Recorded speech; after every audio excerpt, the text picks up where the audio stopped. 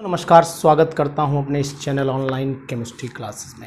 मैं आज दोस्तों आपके लिए बहुत ही इम्पोर्टेंट टॉपिक लेकर के आया हूं और ये टॉपिक इंटरव्यू से रिलेटेड है। और यहाँ पर मैं आपको ये बताना चाहता हूं कि मैंने कुछ क्वेश्चंस अपने साथियों के लिए कलेक्ट किए हैं और ये क्वेश्चन बहुत ही इम्पोर्टेंट है। ये क्वेश्चन मैंने सिर्फ ऑर्गेनिक केमिस्ट्री को देखते हुए थोड़ा और भी केमिस्ट्री से टच मिलाते हुए कुछ क्वेश्चंस को मैंने ये लिया है और ये क्वेश्चंस जो हैं अगर आपको रिवाइज़ कराए जाएंगे तो हो सकता है आपको इसका फ्यूचर में बहुत फ़ायदा मिले।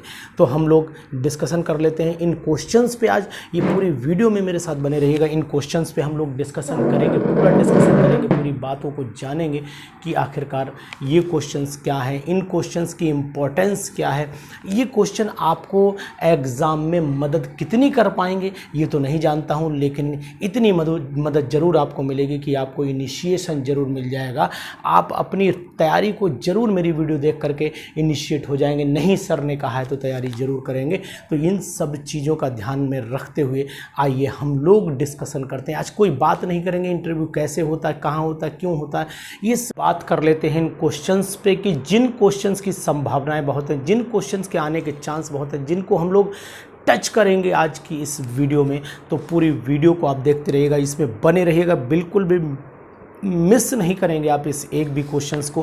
कौन कौन से क्वेश्चन आपके सामने ये आ सकते हैं, मैंने कुछ क्वेश्चंस ले रखे हैं और ये क्वेश्चन मैंने कौन कौन से लिए हुए हैं वो मैं आपको बताता हूँ एक तरफ से, क्योंकि आंसर लोगों ने मेरे पास ये भी इनबॉक्स में कमेंट डाले थे कि सर आंसर क्या होंगे, पॉसिबिलिटीज़ क्या होगी आंसर की। वो आंसर्स की अगर मैं डिस्कशन आपके साथ में करूँगा तो समय बहुत ज़्यादा लग जाएगा, वीडियो बहुत लंबी हो जाएगी। चूँकि आप एक बच्चे नहीं, आप ऑलरेडी वेल क्वालिफाइड और एक इंटरव्यू में जाने वाले मेरे साथी हैं और ये सभी बहुत ही मेहनत से पढ़े हुए हैं। तो मैं ये कह रहा हूँ कि मैं अगर आपको क्वेश्चन का हिंट देता हूँ तो क्वेश्चन आप ऑटोमेटिक उस क्वेश्चन को आप ढूंढ लेंगे। यानी क्वेश्चन कहाँ तक पहुँचना है, यानी कहाँ मिलेगा, ये सब चीज़ें आप ऑलरेडी पहचान लेंगे। तो इन क्वेश्चंस को ध्यान से सुनते रहिएगा और इनको आप सर्च कर लीजिएगा तो आपको बहुत ही फ़ायदा होने वाला है। इन क्वेश्चंस में आपको मज़ा आ जाएगा, तो इसलिए इन क्वेश्चन को जरूर टच। व्हाट इज़ क्रोमेटोग्राफी, ये क्वेश्चन इंपॉर्टेंट है। अब क्रोमेटोग्राफी के टाइप भी पूछे जा सकते हैं आपसे कि क्रोमेटोग्राफी का मेन प्रिंसिपल क्या होता है, कि what is the principle of chromatography, chromatography का प्रिंसिपल क्या है, इसको जरूर बताइएगा। कि ये एड्सॉर्प्शन कंसेप्ट पे डिपेंड करता है। जैसे कॉलम क्रोमेटोग्राफी में थोड़ा थोड़ा हिंट देते चल रहा हूँ, कॉलम क्रोमेटोग्राफी में मेनली जो है वो जो डिपेंड करता है उसका प्रिंसिपल एड्सॉर्प्शन कंसेप्ट पे चलती है। इसी तरीके से एक होती है पेपर क्रोमेटोग्राफी होती है, एक थिन लेयर क्रोमेटोग्राफी होती है। ये बहुत सारी क्रोमेटोग्राफी, जितनी भी क्रोमेटोग्राफी है इनको आप पढ़ लीजिएगा। एक होती है गैस लिक्विड क्रोमेटोग्राफी, एक होती है कॉलम क्रोमेटोग्राफी। इन क्रोमेटोग्राफी आखिरकार what is the meaning of chromatography, chromatography का मीनिंग क्या होता है, इसकी डेफिनेशन क्या होती है, इसका प्रिंसिपल क्या होता है, पूरी बारीकियां पढ़ करके जाइएगा क्रोमेटोग्राफी पे। ये क्वेश्चन अक्सर पूछा गया है, जो इंटरव्यूज के लोग दे करके आए उनसे मैंने बात की तो ये क्वेश्चंस मैंने उठाए हैं। अब आज केवल क्वेश्चन पे बात हो रही है, आज और कोई बात नहीं होगी। व्हाट इज लेसिग्ने टेस्ट, लेसिग्ने टेस्ट तो आपने एमएससी में किया भी होगा, बीएससी में भी लेसिग्ने टेस्ट किया होगा। सोडियम एक छोटी सी जिसे बोलते हैं आप इग्निशन ट्यूब ली होगी आपने, है ना। उसको इग्निशन ट्यूब के अंदर सोडियम मेटल डालकर, ड्राई सोडियम मेटल को पहले आपने हीट किया, फिर हटाया, फिर हीट किया, फिर हटाया, फिर हीट किया, कस के हीट किया और पिघल जाए। जब तक सोडियम ना पिघले तब तक उसको हीट किया। उसके बाद उसमें ऑर्गेनिक कंपाउंड डाला, ठंडा होने पर उसको फिर हीट किया और उसके बाद हमने प्लंग कर दिया, तोड़ दिया एक वाटर के कंटेनर में, पोर्सिलेन डिश में उसको तोड़ दिया। जैसे ही तोड़ा तो सोडियम जब निकल करके आया तो उसमें अगर कार्बन नाइट्रोजन कंपाउंड रहा होगा, ऑर्गेनिक कंपाउंड जो हमने ऐड किया, तो NaCN बना लेगा, सल्फर रहा होगा तो Na2S बना लेगा। उसके बाद वही फेरस सल्फेट डालना, फिर उसको टेस्ट करना, ये सब चीज़ें लेसिग्ने टेस्ट आप पूरा ध्यान से पढ़ लीजिएगा। What is the estimation of carbon and hydrogen, estimation of carbon का, जैसे कि मान लो परसेंटेज ऑफ कार्बन निकालना है तो 12/44, ऊपर वेट ऑफ कार्बन डाइऑक्साइड, नीचे weight of organic compound multiplied by 100। इस तरीके से जैसे हाइड्रोजन का है 2/18। ये फार्मूला आपको पता है, मुझे बताने की जरूरत नहीं, मैं आपको केवल हिंट देता चल रहा हूँ कि एस्टिमेशन कार्बन हाइड्रोजन का ध्यान से पढ़ करके जाइएगा। इसी सीरीज में एस्टिमेशन नाइट्रोजन का भी पढ़ लीजिएगा, जिसमें ड्यूमास मेथड पे डिस्कशन किया जाता है, खूब ड्यूमास मेथड पे डिस्कशन किया जाता है। तो ड्यूमास मेथड को भी बहुत ध्यान से आप लोग पढ़ेंगे।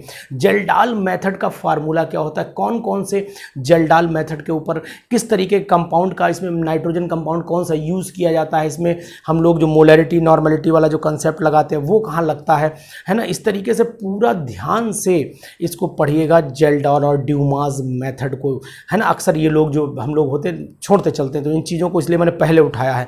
What is octane number, octane number ज़्यादा होगा तो कैसा होगा वो फ्यूल, अगर ऑक्टेन नंबर कम होगा तो फ्यूल कैसा होगा, किसका ऑक्टेन नंबर ज़्यादा होता है, किसका ऑक्टेन नंबर कम होता है, ये सब चीज़ें ध्यान से। What is the cetane number, ये सीटेन नंबर क्या होता है, इस पे भी आप जरूर पेट्रोलियम में जाकर के, एल्केन्स में पेट्रोलियम में जाकर के इसको पढ़ लीजिएगा। What is the aromatisation, aromatisation क्या है उसको पढ़ेंगे। What is cracking and pyrolysis, pyrolysis cracking की डेफिनेशन पूछी जा सकती है, किसी कंपाउंड का पायरोलिसिस आपसे करवाया भी जा सकता है कि ये कंपाउंड लिखा हो इसको ब्रेक कर दीजिए, तो आप ब्रेक करके बताएंगे। टेट्राइथाइल लेड, कि टेट्राइथाइल लेड टेल मिलाया क्यों जाता है, टेट्राइथाइल लेड का फार्मूला क्या होता है, क्या ये ऑर्गेनोमेटेलिक कंपाउंड है या नहीं है, इसका सिंपल सा क्वेश्चन बन सकता है, आ सकता है। Why inductive effect is permanent, inductive effect permanent क्यों होता है जबकि इलेक्ट्रोमैरिक इफेक्ट टेम्परेरी क्यों होता है। सिंपल आपको पता है कि वहाँ पर इलेक्ट्रोनेगेटिव एटम लगातार पुलिंग में रहता है, और जबकि electromeric effect in the presence of attacking reagent, influence of attacking reagent develop होता है, वहाँ इलेक्ट्रॉन ट्रांसफर हो जाते हैं एक एटम से दूसरे एटम, तो लेस इलेक्ट्रोनेगेटिव से मोर इलेक्ट्रोनेगेटिव की तरफ जहाँ मल्टीपल बॉन्ड होता है, आपको पता है, उसे बताने की जरूरत नहीं है। और इंडक्टिव इफेक्ट की जब हम लोग बात कर लेते हैं तो इट इज़ ए परमानेंट, क्योंकि इलेक्ट्रोनेगेटिव एटम ग्रुप डायरेक्ट इससे जुड़ा रहता है, तो सिंपल सा तरीका है, पता है। अब इंडक्टिव इफेक्ट में माइनस आई पे भी डिस्कशन चल सकता है, प्लस आई पे भी डिस्कशन चल सकता है, कौन ज़्यादा इलेक्ट्रॉन विड्रॉइंग होगा, कौन कम इलेक्ट्रॉन विड्रॉइंग होगा, कौन किसके लगने से बेसिक करैक्टर बढ़ जाएगा, किसके लगने से एसिडिक करैक्टर बढ़ जाएगा, यानी Cl3C COOH, इस तरीके कंपाउंड आपसे पूछे जा सकते हैं कि कौन ज़्यादा FCl, है ना, पूछ लिए FCH2COOH, ClCH2COOH, BrCH2COOH, कौन ज़्यादा एसिडिक है, क्यों ज़्यादा एसिडिक है, इस तरीके से। Why hyper, what is the hyper conjugation, hyper conjugation क्या है, how can you represent it, इसको रिप्रेजेंट कैसे करेंगे, बोर्ड पे हो सकता है आपसे करवाई जाए। नो, इसको नो बॉन्ड रेजोनेंस बोला क्यों जाता है, what is the meaning of no bond resonance, no bond resonance का मतलब क्या है, क्यों रखा गया हाइपर कॉन्जुगेशन का नाम no bond resonance, Baker Nathan effect यही है या दूसरा है, इस तरीके से क्वेश्चन आपसे पूछे जा सकते हैं कि what is the resonance, resonance होती क्या, रेजोनेंस एनर्जी क्या है, और जिसकी रेजोनेंस एनर्जी ज़्यादा होगी क्या वो ज़्यादा स्टेबल होगा। More is the resonance structure, more is the stability, क्या ये बात सही है, और सही है तो क्यों है। बेंजीन के रेजोनेटिंग स्ट्रक्चर जरा बना करके दिखाएंगे। डिवार स्ट्रक्चर जो आया था अभी, अब आपको याद भी होगा डिवार स्ट्रक्चर क्या है, बेंजीन का डिवार स्ट्रक्चर कैसा बनता है, इसमें पाई बॉन्ड सिग्मा बॉन्ड की कंडीशंस क्या हैं पूछी जा सकती हैं। SN1 SN2 रिएक्शंस में आपसे पूछा सकता है कि भाई SN1 रिएक्शन कौन से कंपाउंड शो करते हैं, SN2 कौन से शो करते हैं, ऑर्डर क्या रहता है, किस में आपने रिटेंशन इन्वर्जन किस में ऑब्जर्व किया गया, SN1 में ऑब्जर्व किया गया, SN2 में ऑब्जर्व किया गया, E1 और E2 रिएक्शन में डिफरेंस क्या, ये भी पूछा सकता है। Nature of hybridization in carbocation carbanion, carbocation में कार्बन का जो हाइब्रिडाइजेशन है वो कौन सा होगा, कार्बोनाइन में कौन सा होगा, कौन ज़्यादा स्टेबल होगा, कौन कम स्टेबल होगा, किसका ऑर्डर क्या होगा, 3 degree 2 degree 1 degree methyl phenyl, ये सब ग्रुप आ सकते हैं, पूछा जा सकता है आपसे। भाई एक लैब में चल रहा है इंटरव्यू, तो अब आपसे डिस्कशन कोई कर सकता है कि इंडक्टिव इफेक्ट चल रहा है तो वही चलेगा, ऐसा तो ना एक क्वेश्चन पूछ के आगे बढ़ जाएंगे, ऐसी तो संभावना कम ही होती है ना। तो व्हाट इज बेंजाइन, बेंजाइन में हाइब्रिडाइजेशन कहाँ दिखती है, sp होती है, sp2 होती है, क्यों होती है, बेंजाइन का स्ट्रक्चर क्या होता है, बेंजाइन की कोई एक मैकेनिज्म समझा दीजिए, ये सब बातें हैं। What is nitrene, arene, what is nitrene, azine, imine, ये सब कंपाउंड क्या होते हैं, कार्बीन क्या होता है, व्हाट इज सिंगलेट और ट्रिपलेट, ये क्या चीज़ हैं, इनको आप बता सकते हैं क्या, सबसे ज़्यादा रिएक्टिव कौन है, सबसे कम रिएक्टिव कौन है, आइसो, अब है ना। उसके बाद NF3 is a weak base than CH3 का whole thrice, and NF3 week क्यों है पता ही है आपको, है ना। NF3 क्यों, फ्लोरीन की तरफ इलेक्ट्रॉन विड्रॉइंग होंगे, नाइट्रोजन पे अवेलेबिलिटी जो है वो लोन पर की कम हो जाएगी, जबकि CH3 सपोर्टिंग प्लस आई पे लगे हुए हैं, तो लोन पेयर की अवेलेबिलिटी सिंपल है, पता है आपको, कोई दिक्कत नहीं, मुझे बताने की जरूरत नहीं है। साइक्लो कंपाउंड में जब जाइएगा तो साइक्लो कंपाउंड में किसी भी कंपाउंड का IPSC नेम आपसे लिखवा करके भी देखा जा सकता है। ये क्वेश्चन की पॉसिबिलिटीज़ लगातार मैंने कलेक्ट की हैं, तो वो मैं आपको बता रहा हूँ। जैसे मान लीजिए किसी ने जो है बाईसाइक्लो कंपाउंड दे दिया, स्पाइरो कंपाउंड दे दिया, या कभी कभी एक्सेप्शनल केस दे दिए, जैसे CH2CHO single bond, CHCHO single bond, CH2CHO, इस तरीके से। पहले इसका नाम कुछ को भाई पहले सब कार्बन काउंट किए जाते थे, अब आज की मॉडर्न जो IPSC है इसमें केवल 3 ही कार्बन काउंट किए जा रहे हैं, बाकी कार्बोल्डिहाइड लगाना ही लगाना है इसके अंदर। स्पाइरो कंपाउंड में नंबरिंग किधर से करते हैं, बाईसाइक्लो कंपाउंड में नंबरिंग कर, इनकी सबकी वीडियोस ऑलरेडी मेरे इस चैनल पर पड़ी हुई हैं। तो अगर आपको डिस्कशन करना है, समझना है, इंटरव्यू की पूरी डिटेल जाननी है, तो एक एक वीडियो देख डालिए, आपको ज़रूर बेनिफिट मिलेगा। IPSC पूरी समझ में आ जाएगी। IPSC का फुल चैप्टर पढ़ा हुआ है, फुल डिस्कशन पढ़ा हुआ है, उसको ध्यान से पढ़ लीजिएगा। इसी तरीके से आपको SN1 SN2 की मैकेनिज्म भी मैंने डाल रखी है। हाइपर कॉन्जुगेशन क्या होता है, इसको बेकरनेथन इफेक्ट क्यों कहते हैं, इसको नो बॉन्ड रेजोनेंस क्यों कहते हैं, इसकी वीडियो ऑलरेडी मैंने डाल रखी है। तो इनको आपको, वैसे तो अगर आपको आ रही बहुत अच्छी बात है, नो प्रॉब्लम, लेकिन आप इसको वॉच करना चाहते हैं, इसको देखना चाहते हैं, जो ऑलरेडी मेरे एक्सपर्ट हैं, मेरे मतलब साथी जो इंटरव्यू दे भी चुके होंगे, एक आध या हो सकता है कि वो पढ़ा रहे हैं, तो उन्हें तो पता ही होगा, नो प्रॉब्लम। लेकिन जो मेरे नए साथी हैं, नए मेरे स्टूडेंट भी हो सकते हैं, या हो सकता है मेरे ऐसे कुछ साथी हों जो इस वीडियो को देखना चाहते हैं, इनको देखें जरूर। What is the esterification and transesterification, बहुत ही important. Why it is necessary to remove either water और एस्टर ड्यूरिंग एस्ट्रिफिकेशन, इस टाइप के क्वेश्चंस भी आपके सामने आ सकते हैं। कन्फर्मेशंस जरूर पढ़ करके जाइए। कन्फर्मेशंस में आपको क्या करना है, एक तो ब्यूटेन का, प्रोपेन का, इसमें स्टैगर्ड स्ट्रक्चर और इक्लिप्स स्ट्रक्चर की स्टेबिलिटी पे जरूर डिस्कशन करके जाइएगा।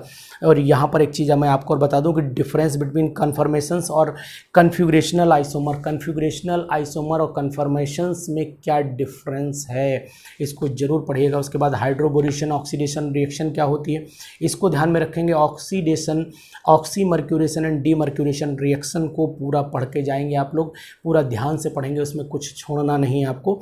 इसी तरीके से जैम और बिसिनल डाइहैलाइड के एक एक एग्जाम्पल याद करेंगे, क्या होते हैं जैम डाइहैलाइड, क्या होते हैं बिसिनल डाइहैलाइड, इसको ध्यान में रखेंगे। H3O पॉजिटिव, ये बताइए कि H3O होता है, यहाँ पर हाइड्रोजन को पे पॉजिटिव है, उसने इलेक्ट्रॉन लेना है, तो फिर पॉजिटिव O पे क्यों दिखाया जा रहा है, what is the reason behind it.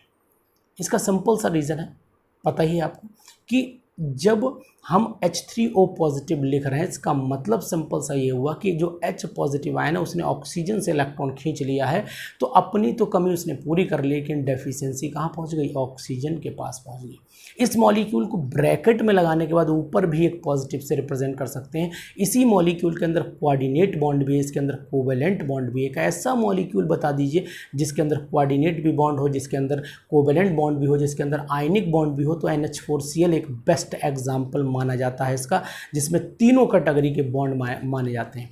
क्या कोऑर्डिनेट बॉन्ड एक कोवेलेंट कैटेगरी में आता है, इसको एक्सप्लेन करेंगे। तो इस तरीके से क्वेश्चन भी आ सकते हैं आपसे, किसी भी कैरोज एसिड का फार्मूला पूछ सकते हैं, मार्शल एसिड का फार्मूला पूछ सकते हैं, ये हालांकि जुड़ा हुआ है इनऑर्गेनिक केमिस्ट्री से। लेकिन अब ऐसे ही H2O है, एसिटिलीन है और अमोनिया है, इनमें एसिडिक करैक्टर सबसे बढ़िया किसका है, एसिडिक करैक्टर क्या अमोनिया का अच्छा है, क्या एसिडिक करैक्टर एसिटिलीन का अच्छा है। अगर एसिटिलीन का अमोनिया से ज़्यादा एसिडिक है तो क्यों एसिडिक है, और वाटर अमोनिया एसिटिलीन से भी ज़्यादा एसिडिक है तो क्यों है। इन सब के रीज़न आपको पता रहने चाहिए। चूँकि समय एक क्वेश्चन देने का है, मैं आपको इतने क्वेश्चन बता दूं कि आप कम से कम इनको देख लें, नोट कर लें, वीडियो को स्लो करके नोट कर लें, और उसके बाद इन क्वेश्चंस को रीड कर लें, प्लस अपनी तरफ से भी कोई तैयारी कर लें।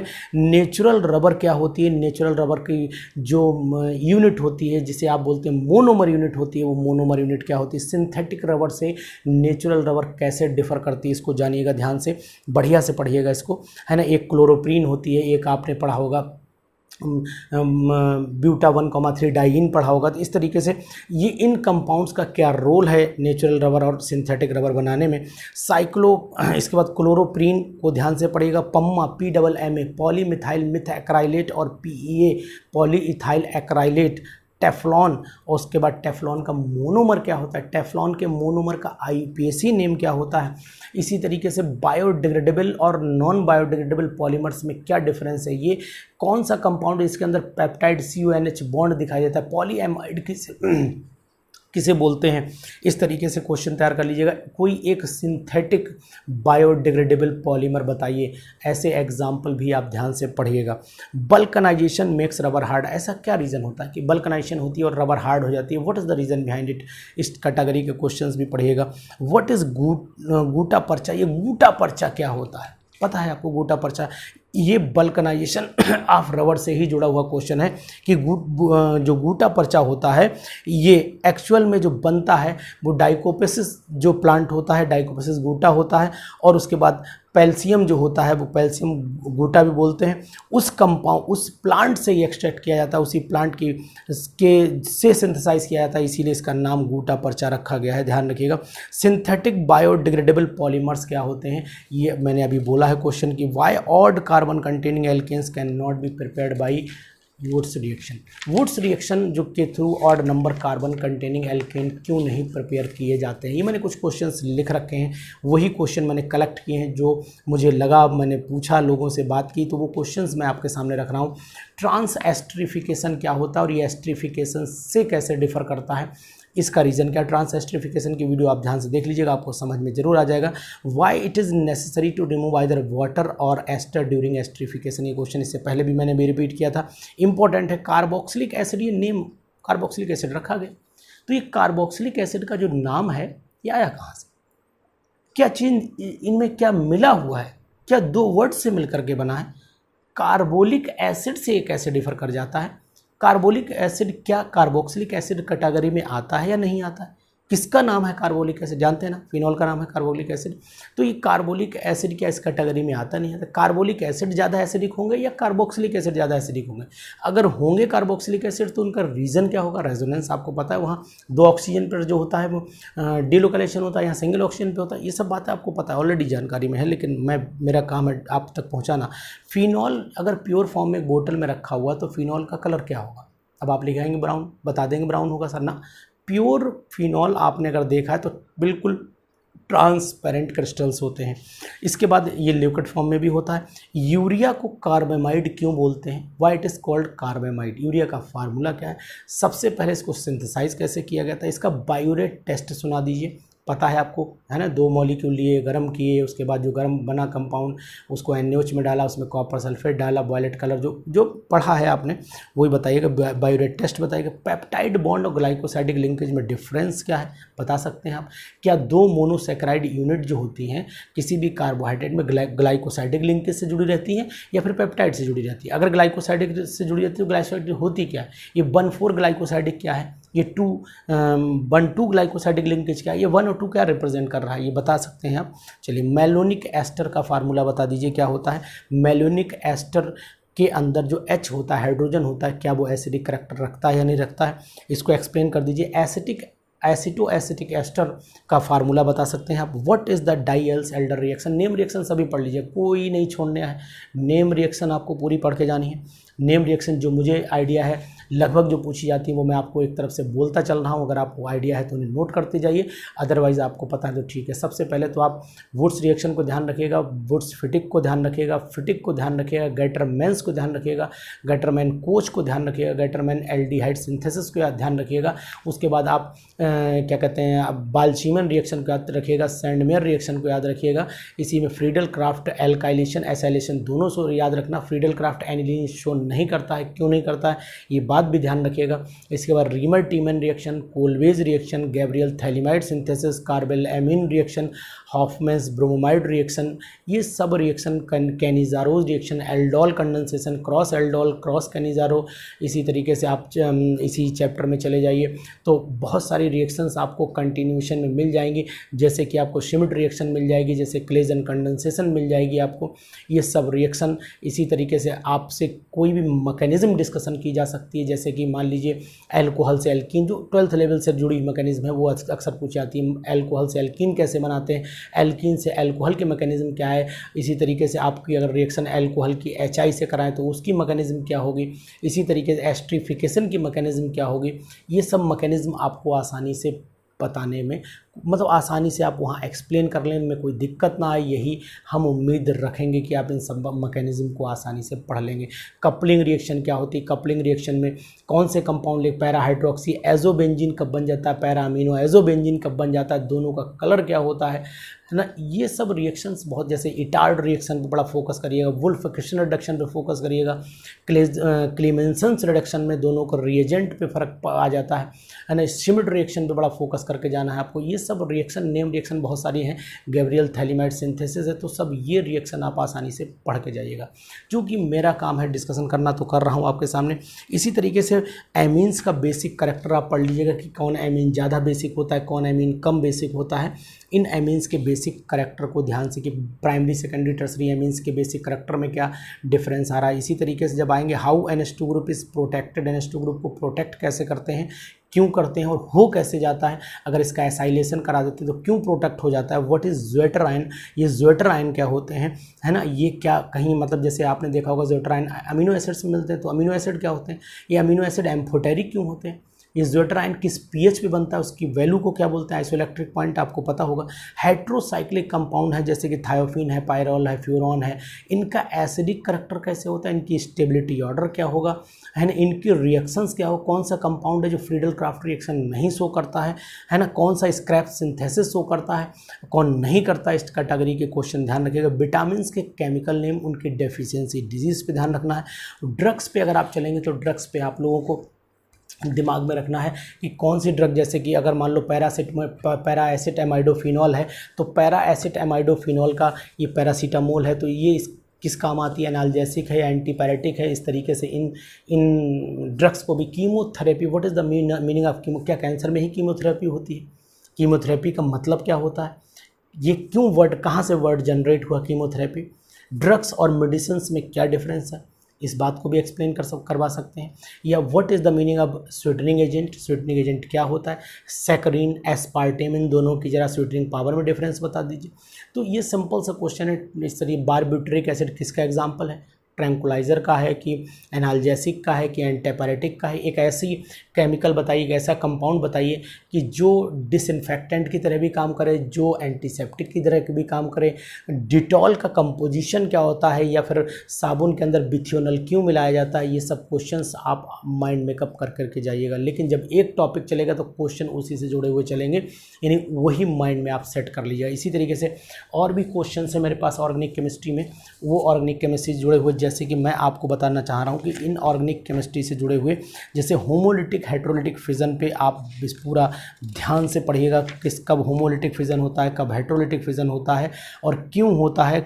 जैसे कि अब आप triphenyl methyl carbocation, diphenyl carbocation, phenyl carbocation, इस तरीके से इनकी स्टेबिलिटी ऑर्डर क्या होते हैं, इनके ऊपर जो है वो अगर हम लोग कोई ग्रुप घटाएं बढ़ाएं तो उसका इफेक्ट क्या पड़ता है। एरोमेटिक करैक्टर क्या होता है, एरोमेटिसिटी किसे कहते हैं। इनमें हकल्स रूल के ऊपर ज़रा ध्यान देना है आपको, कौन सा नॉन एरोमेटिक होगा, कौन एरोमेटिक होगा, अगर वो कौन कौन सी कंडीशंस को फॉलो कर दे कि वो एरोमेटिक हो जाएगा। इस तरीके से ध्यान रखिए। आइसोमेरिज्म में आप मेनली जो फोकस करके जाएंगे वो स्टीरियो आइसोमेरिज्म पर जाएंगे, डीएल कन्फिगरेशन पे, आरएस कन्फिगरेशन पे, ईएनजेड कन्फिगरेशन पर रीडिंग करके जाएंगे। इस चीज़ को आप विशेष तौर से ध्यान रखिएगा, है ना। तो ये कुछ टर्म मेरे पास में थे, वो मैंने आपको बता दिए। इसी तरीके से ड्रग्स मैंने आपको बता ही दिया है। ये सब चीज़ें मैं ऑलरेडी आपसे डिस्कशन कर चुका हूँ, तो इन चीज़ों को आप बिल्कुल माइंड में मेकअप करके चलिए। ये मैंने आज पूरा ऑर्गेनिक केमिस्ट्री से जुड़े हुए कुछ क्वेश्चंस, कुछ टॉपिक्स आपसे डिस्कशन किए। क्या डिस्कशन किए, मैंने तो बहुत बड़ा काम नहीं किया, लेकिन मैंने आप तक कुछ क्वेश्चंस का एक आइडिया ज़रूर पहुंचाया कि नहीं साहब ये क्वेश्चंस तैयार करके ज़रूर जाइएगा। ऑर्गेनिक केमिस्ट्री में अगर एक जैसे हाइड्रोबोरेशन रिएक्शन है, अगर हाइड्रोबोरेशन है तो करवाई भी जा सकती है बोर्ड पे हाइड्रोबोरेशन। ऑक्सीमर्क्यूरेशन है तो आपसे बोर्ड पे करवाई भी जा सकती है। रीमर्टिवन के मैकेनिज्म क्या होती है आपसे करवाई जा सकती है। तो ये सब ऑर्गेनिक केमिस्ट्री से जुड़े हुए जितने भी क्वेश्चंस आपको दिखाई दें, उन क्वेश्चंस को topic wise, reaction wise, distinguish category wise इनको ध्यान से पढ़ लीजिएगा। ये ऑर्गेनिक केमिस्ट्री आपके लिए एक वरदान साबित हो सकती है। अब कन्वर्जन भी पूछ सकते हैं। अगर कन्वर्जन की बहुत सिंपल ट्रिक जानते हैं तो बहुत अच्छी बात है, अगर नहीं जानते हैं तो मेरे ही चैनल पर जाइएगा। कन्वर्जन की ट्रिक मैंने 4 से 5 डाल रखी है। अगर उतनी कन्वर्जन की ट्रिक आप पढ़ लेंगे तो उनकी कन्वर्जन की ट्रिक से भी आपको बहुत बड़ी मदद इस इंटरव्यू में मिलने वाली है। तो इसलिए इस वीडियो को बिल्कुल ध्यान से देखिएगा। एक एक क्वेश्चन जो मैंने बोला है उसको पढ़ लीजिएगा, उसको समझ लीजिएगा, उनसे जुड़े हुए क्वेश्चंस आपको और 10 मिल जाएंगे, उनको भी ध्यान से पढ़ लीजिएगा। ये बहुत ही इम्पोर्टेंट वीडियो आपके लिए बन जाएगी। और अब मैं आपको बताना चाह रहा हूँ, ये तो ऑर्गेनिक से जुड़ी हुई बहुत सारी बातें थी, इन्हीं बातों से जुड़े हुए कुछ क्वेश्चंस अब हम लोग डिस्कशन करेंगे इनऑर्गेनिक केमिस्ट्री से। जैसे मैंने अभी ऑर्गेनिक से आपसे बात की, ऐसे मैं इनऑर्गेनिक से बात करूंगा, ऐसे मैं बात आपसे फिजिकली करूंगा। आज कोई बात इधर उधर की नहीं, आज केवल क्वेश्चंस का कलेक्शन आप तक पहुंचा देना है। इन कलेक्शंस को अगर आप पढ़ेंगे तो इंटरव्यू जो आपके 20 तारीख तक होने हैं, वो केमिस्ट्री वाले बात कर रहा हूँ, केमिस्ट्री के जो 20 तारीख तक इंटरव्यू हो उसमें आप बाजी जीत करके आएँ, बाजी हार करके ना आएँ। इसी उम्मीद को लेकर के ये पूरी वीडियो मैंने तैयार कर रहा हूँ। तो अब कौन कौन से क्वेश्चंस हो सकते हैं, उन क्वेश्चंस में सबसे पहला क्वेश्चन मैं आपसे बोलने जा रहा हूँ कि इनऑर्गेनिक केमिस्ट्री में, अब मैं थोड़ा सा चलूँगा उल्टे डायरेक्शन में। इनऑर्गेनिक केमिस्ट्री में सबसे ज़्यादा सबसे इम्पोर्टेंट K2Cr27 K1O4 की ऑक्सीडाइजिंग प्रॉपर्टीज़ पे। अब मैंने वो नहीं बताने वाला कि लेंथेनॉइड कॉन्ट्रैक्शन पढ़ लेना, अब मैं बात कर रहा हूँ थोड़ा हटके।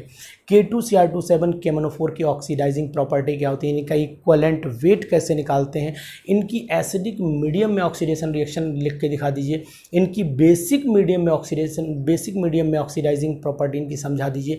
इस तरीके के क्वेश्चन, या फिर मान लीजिए जो ऑक्जेलिक एसिड है वो किस में ऑक्सीडाइज हो जाता है ना, आपने लिया होगा COO में ऑक्सीडाइज हो गया। इस तरीके से रिएक्शंस में कितने इलेक्ट्रॉन का चेंज होता है इनको पढ़िएगा। इसी तरीके से हाइपो जो कंपाउंड है, हाइपो का फार्मूला क्या होता है, बोरेक्स का फार्मूला क्या होता है, ये क्विक लाइम जो होता है, ये जब क्लोरीन गैस से रिएक्शन करेगा तो कंपाउंड क्या बनेगा। इस तरीके से जो बहुत सारी रिएक्शंस है, बोराजाइन या जो इनऑर्गेनिक बेंजीन होती है वो कैसे बनती है, उसको बनाने का मेथड क्या है, क्या अमोनिया को अगर हम B2H6 के साथ में लंबे टाइम तक हीट करें तो कंपाउंड क्या बनेगा, B2H6 के अंदर कौन सी जो बॉन्डिंग होती है उस बॉन्डिंग को एक्सप्लेन कर पाएंगे आप।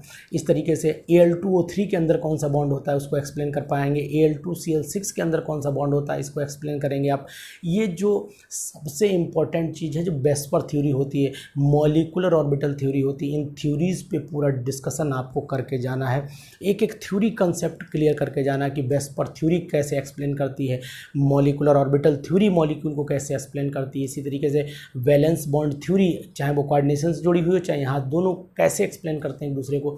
ये सब चीज़ें आपको बिल्कुल, स्प्लिटिंग ऑफ डी ऑर्बिटल बिल्कुल ध्यान से पढ़ के जाना है आपको। ये इनऑर्गेनिक में चल रहा हूँ इस समय। इस तरीके से NaOH क्लोरीन से रिएक्शन करेगा, हॉट एंड कंसनट्रेटेड हो, डाइल्यूट हो, तब क्या होगा। अगर कोई भी HNO3 ले लिया, HNO3 में एक्वारिजिया कैसे बनाते हैं, HCl से एक्वारिजिया कैसे बनाते हैं, दोनों सेम ही मेथड होंगे भाई। 3:1 के वॉल्यूम में लेना, 3 क्या लेना HCl कंसनट्रेटेड, 1 क्या लेना HNO3 लेना। ये क्यों डिसॉल्व कर देता है नोबल मेटल्स को, इन सभी क्वेश्चंस का जवाब आपको इस वीडियो के थ्रू देना पड़ेगा। तो अब मैं आपको बताता हूँ कि इनऑर्गेनिक केमिस्ट्री में कुछ बहुत इंपॉर्टेंट बातें जिनको आपको ध्यान रखना है। जैसे कि कोई भी हमने अगर सॉल्ट लिया तो सॉल्ट का कलर क्या हो सकता है, उस सॉल्ट का कंपाउंड का कलर अगर वाइट है तो क्यों है, डी ब्लॉक के जो एलिमेंट होते हैं उनके सॉल्ट अक्सर जो होते हैं वो कलर्ड क्यों हो जाते हैं, ये D to D ट्रांजिशन क्या होता है। इस तरीके के क्वेश्चंस भी आप पढ़ करके जाइएगा, इनको आप छोड़ना नहीं, किसी कीमत पर भी नहीं छोड़ना इन क्वेश्चंस को। इम्पोर्टेंट क्वेश्चंस रहते हैं तो इनको आप ध्यान जरूर दीजिएगा।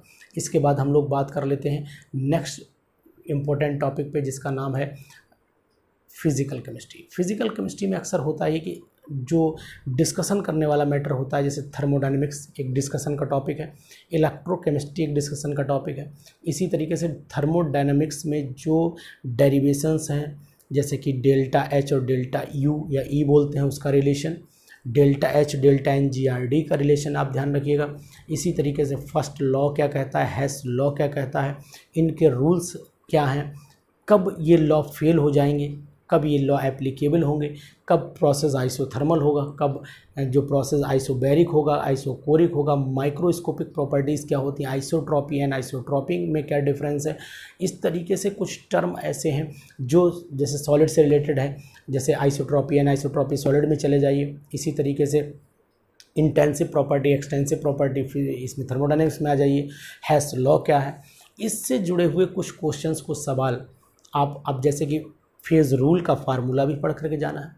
फेज़ रूल में यूटैक्टिक पॉइंट को भी पढ़ के जाना है, फेज़ रूल में आपको ट्रिपल पॉइंट को भी पढ़ के जाना है। तो इस तरीके से फेज़ रूल को भी पढ़ के जाइएगा।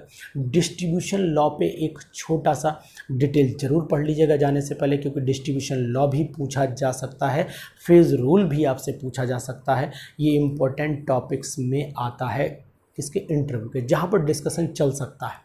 सल्फ़र का जो सिस्टम है वो कैसा सिस्टम है उसको पढ़ के जाइएगा। वाटर का सिस्टम जरूर पढ़ लीजिए, सल्फ़र सिस्टम, वाटर सिस्टम, दो तो जरूर पढ़ के जाना आप लोग।